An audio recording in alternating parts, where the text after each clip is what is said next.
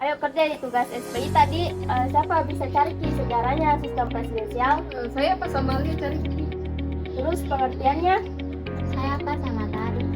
Kelebihannya? Saya Pak bertiga. Saya pemenanti. Dan kekurangannya kau bertiga nah?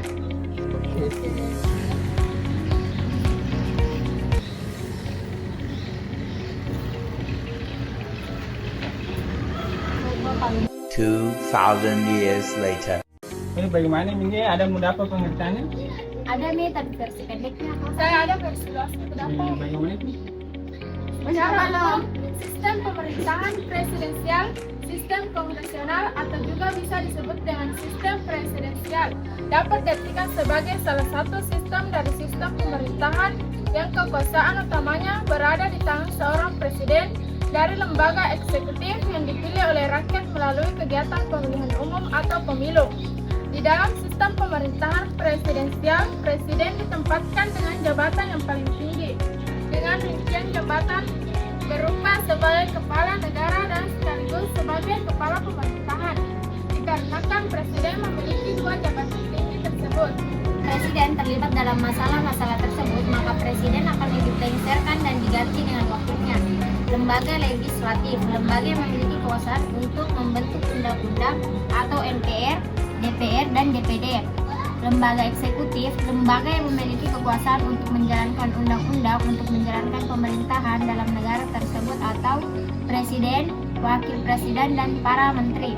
Lembaga yudikatif, lembaga yang memiliki kekuasaan untuk mengadili setiap adanya pelanggaran dalam pelaksanaan undang-undang tersebut, atau Mahkamah Agung, Mahkamah Konstitusi, dan Komisi Yudisial. Itu mah bagus Ci, kenapa tidak mungkin? Ada nih aku dapat sejarahnya di Indonesia, tapi alnya kapan ada dapat secara luasnya? Coba bacain awalnya. Sejarah lahirnya konsep sistem pemerintahan presidensial. Lahirnya konsep sistem pemerintahan presidensial sangat erat kaitannya dengan istilah trias politikal yang dikemukakan oleh John Locke dalam Two Trees, One Civil Government tahun 1632 sampai 1704. Hal yang sama juga dilakukan oleh Montesquieu pada tahun 1748 dalam Esprit des Lois. Beliau juga membahas mengenai adanya tiga kekuasaan yang berada dalam sistem pemerintahan presidensial. Dengan adanya pendapat-pendapat tersebut membuat Rusadi Kartaprawira menuliskan rinciannya dari trias politikal dalam sistem politik Indonesia suatu model pengantar. Sedangkan kalau di Indonesia tuh masuk itu pada tahun 1945, artinya dimulai sejak kemerdekaan Indonesia. Pada saat itu Indonesia resmi menganut sistem pemerintah presidensial karena saat itu kondisi negara masih belum stabil. Kemudian nama Soekarno ditunjuk sebagai presiden pertama Indonesia dengan wakil presidennya Muhammad Hatta. Sebenarnya panjang sekali ini sejarahnya, mulai dari sejak kemerdekaan Indonesia, awal kemerdekaan, ada juga di era demokrasi parlementer, dilanjut lagi Orde Baru, dan sampai sekarang. Yang sejarah, pengertian, ada semua betul, kelebihan lagi. Siapa tadi? Cari Ci, dapat ini. Ini ada beberapa dua. Ini yang pertama itu lembaga pelaksana undang-undang atau hukum, lembaga eksekutif memiliki keunggulan lebih stabil karena para parlemen tidak memiliki wewenang untuk mencampuri urusan lembaga eksekutif. Terus yang kedua adanya batas masa jabatan yang tertentu.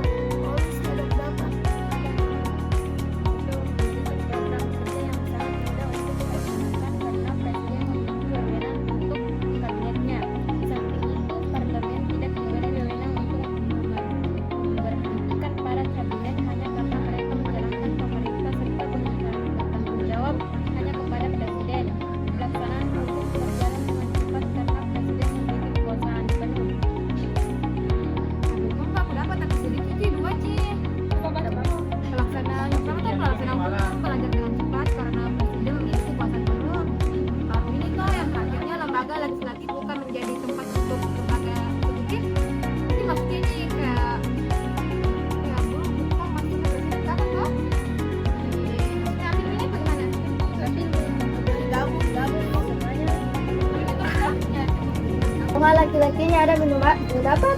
Ada Ji, tapi beda kayak ini nih menurut saya kelebihan dan kekurangannya Pak. Baca coba. Kali ini lagi kali ini kekurangannya yaitu ada 3. Pertama itu masa jabatan presiden yang dibatasi tidak memberikan kesempatan untuk melakukan penyelesaian.